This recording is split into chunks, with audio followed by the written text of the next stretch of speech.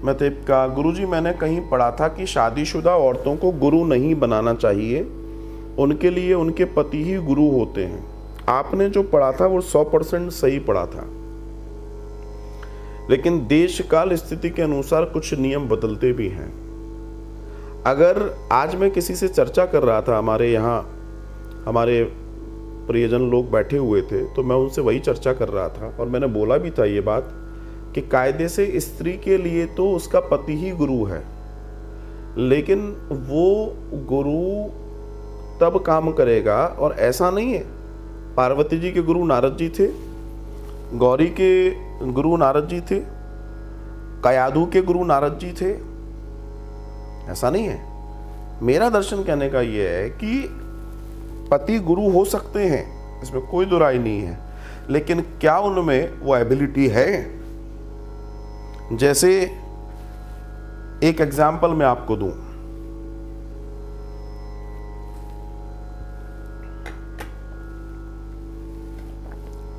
कि एक ब्राह्मण का बेटा, जरूरी नहीं है वो कर्म करे और वो ब्राह्मण कहलाए। अगर वो कर्म ही नहीं कर रहा तो क्या वो होगा? क्या उसकी पदवी के अनुसार उससे आचरण होगा या व्यवहार होगा? क्या वो पति जिसको गुरु मानना चाहिए उसके पास गुरुत्व वैल्यूज हैं? क्या वो अपनी पत्नी के साथ उस परम यात्रा की यात्रा करने की चर्चा कर रहा है? क्या वो अपनी पत्नी को सद्मार्गी दर्शन दे पा रहा है? क्या वो स्वयं उन चीजों को अनुसरण कर रहा है? बहुत सारी चीजें हैं।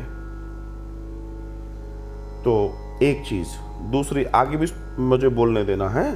दूसरी चीज कि आज की तारीख में तो पति और पत्नी के बीच की स्थिति यह है कि अगर एक दूसरे के मन की बात हो रही है तो ठीक है, वरना काय का पति और काय का पत्नी।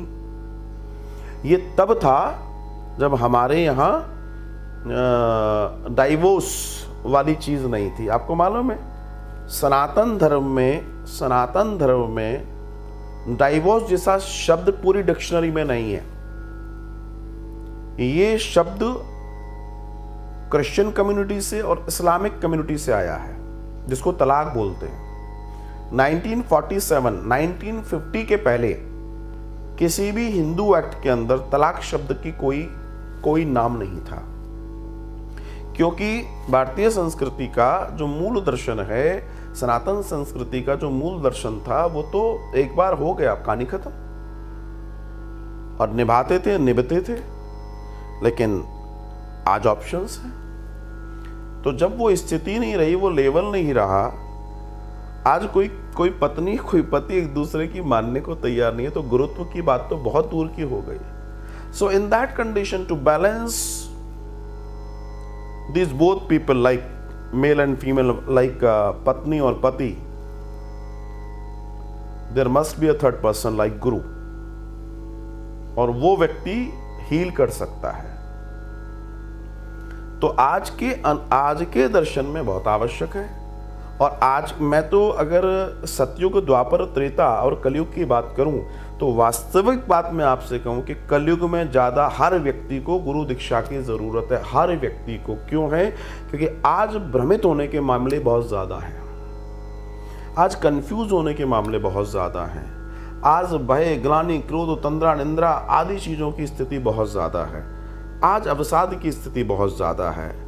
तो आज तो वास्तव में रेमेडी ज़्यादा ज़रूरी है, चाहे वो कोई भी हो, स्त्री हो, पुरुष हो, बच्चा हो, बच्ची हो, छोटा हो, बड़ा हो, मध्य का हो, बूढ़ा हो, लेकिन मैं समझता हूँ आवश्यक है। और मैं देख रहा हूँ जितने लोग दीक्षा की बात को अनुसरण कर रहे हैं, उनका जीवन आनंद से है, उनके जीवन में भटकाव भी कम है, वे कहीं ना कहीं संतुष्ट हैं। सो ये समझना बहुत ज़रूरी है।